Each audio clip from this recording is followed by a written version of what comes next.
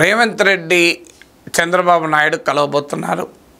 ఈ కలయిక సాధారణంగా రెండు తెలుగు రాష్ట్రాల ముఖ్యమంత్రుల మధ్య సౌహృద్భావ సంబంధాలు ఉండడాన్ని స్వాగతించాలి. అందులో ఆ సంబంధాలు ఇరు రాష్ట్రాల ప్రజలకు ఉపయోగపడాలి. ఇరు రాష్ట్రాల మధ్య దీర్ఘకాలంగా అపరిష్కృతంగా ఉన్న పెండింగ్ ఇష్యూస్ను సాల్వ్ చేయాలి. అందువల్ల ఎవరైనా ఈ మీటింగ్ను ఆహ్వానించాల్సిందే. ఎందుకంటే విభజన తర్వాత అలాగే మిగిలిపోయిన అంశాలు ఉన్నాయి కనుక అందులో రేవంత్ రెడ్డికి చంద్రబాబు నాయుడుకు పర్సనల్ కెమిస్ట్రీ కూడా ఉంది కనుక జగన్ కేసీఆర్ల పర్సనల్ కెమిస్ట్రీ సమస్యలను పరిష్కరించలేదు, లేకపోయింది. కనీసం చంద్రబాబు నాయుడు రేవంత్ల మధ్య ఉన్న పర్సనల్ కెమిస్ట్రీ అయినా సమస్యలను కొంత పరిష్కరిస్తుందో చూడాలి. అందువల్ల ఈ మీటింగ్ను సాధారణంగా ఎవరైనా వెల్కమ్ చేయాలి.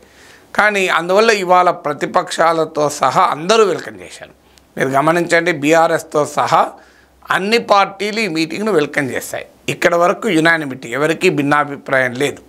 కానీ ఎక్కడ స్టార్ట్ అవుతుంది? ఆల్రెడీ బీఆర్ఎస్ మొదలుపెట్టింది, చాలా కీలకమైన అంశం మొదలుపెట్టింది.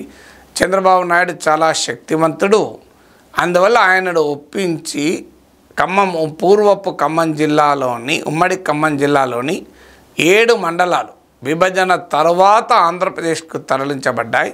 ఆ మండలాల్ని అక్కడున్న సీలేరు జల విద్యుత్ కేంద్రాన్ని తిరిగి తెలంగాణకు రప్పించాలి రేవంత్ రెడ్డి అంటూ మెలికబెట్టాడు హరీష్ రావు. సాధారణంగా హిస్టరీ తెలియని వాళ్ళకు గుర్తుండాల్సిందంటే ఆంధ్రప్రదేశ్ రాష్ట్రం విడిపోయాక 2014 తర్వాత మోడీ తొలి క్యాబినెట్ సమావేశంలోనే ఎజెండాలో కూడా లేకపోయినా ఆంధ్రప్రదేశ్ రాష్ట్ర పునర్వ్యవస్థీకరణ చట్టాన్ని సవరించి పోలవరం ముంపు మండలాలైన 7 మండలాలు చింతూరు నుంచి భద్రాచలం వరకు వీటిని ఆంధ్రప్రదేశ్లోకి మార్చారు. వాస్తవంగా అప్పుడు బీఆర్ఎస్ దాన్ని అంత సీరియస్ పోరాటం ఏం చేయలే, వ్యతిరేకించింది. కానీ సో ఇప్పుడు బీఆర్ఎస్ ఆ అంశాన్ని లేవనెత్తుంది. సో సీలేరు జల విద్యుత్ కేంద్రం మనకు రావాలి, 7 మండలాలు రావాలి అని. ఇటీవల చంద్రబాబు నాయుడు చెప్పాడు కూడా, నేను ప్రమాణ స్వీకారం చేయనని కూర్చుంటే అప్పుడు ఈ మార్పు తీసి పోలవరం ముంపు మండలాలు ఇచ్చారు అని. సో అందువల్ల ఇదొక అంశంగా తెలంగాణ ఇంట్రెస్ట్లకు సంబంధించిన అంశంగా బీఆర్ఎస్ దీన్ని రైజ్ చేస్తుంది. అలాగే కృష్ణానదిలో 50% వాటా తెలంగాణ అడుగుతుంది. బీఆర్ఎస్ అధికారంలో ఉన్నప్పటి నుంచి కూడా అడుగుతుంది. సుప్రీంకోర్టు కూడా పోయి వచ్చారు. కేంద్రం వద్ద ఇష్యూ పెండింగ్లో ఉంది. కృష్ణానదిలో 50% వాటా తెలంగాణ అడుగుతోంది. దీన్ని ఆంధ్రప్రదేశ్ వ్యతిరేకిస్తుంది.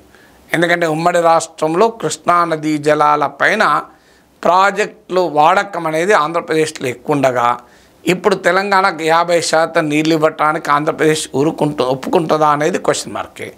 అందువల్ల ఇది ఒక రెండో అంశంగా ముందుకొస్తుంది. మూడోది, పాలమూరు రంగారెడ్డి ఎత్తిపోతల పథకానికి ఆంధ్రప్రదేశ్ ముఖ్యమంత్రిగా 2014-19 మధ్యకాలంలో అప్పుడు ప్రభుత్వం అనేక అభ్యంతరాలకు కూడా లేవనెత్తింది, అనుమతులు ఉన్నాయా అని. ఇప్పుడు మరి చంద్రబాబు నాయుడు ఏమంటాడు? పాలమూరు రంగారెడ్డి ఎత్తిపోతల పథకం ఇలాంటి రాష్ట్రానికి సెంటిమెంట్, తెలంగాణ ప్రజల సెంటిమెంట్తో లింక్ అయి ఉన్న అంశాలన్నీ మళ్ళీ ముందుకు వస్తున్నాయి.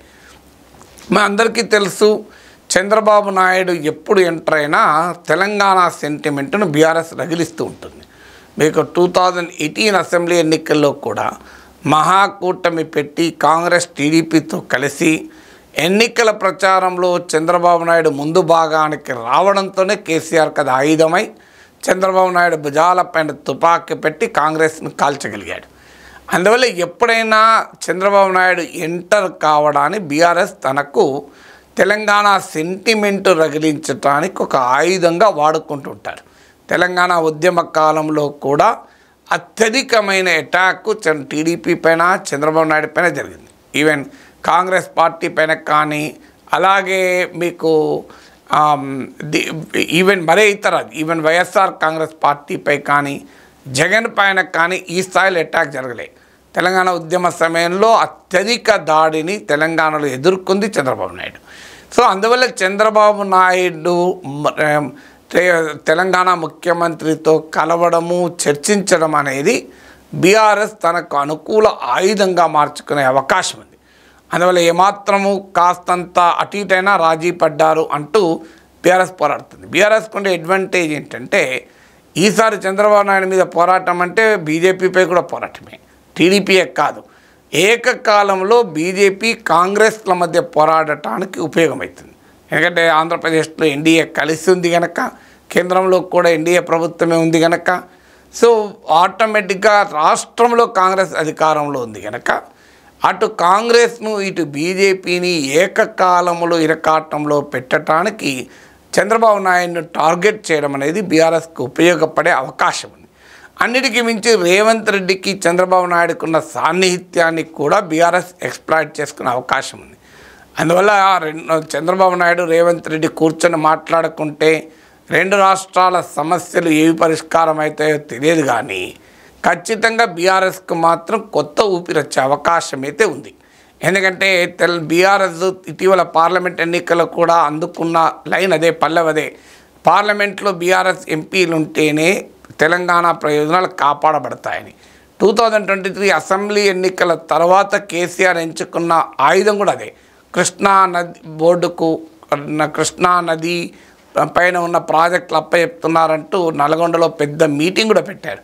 అందువల్ల ఇప్పుడు తెలంగాణ ఇంట్రెస్ట్లకు తానే ఛాంపియన్ అని పేర్కొంటూ రిసరెక్ట్ కావాలి, పునర్జీవం పొందాలని చూస్తున్న బీఆర్ఎస్కు చంద్రబాబు నాయుడు రేవంత్ల మీటింగ్ ఒక ఆయుధంగా మారే అవకాశాన్ని కొట్టిపారేయలేం.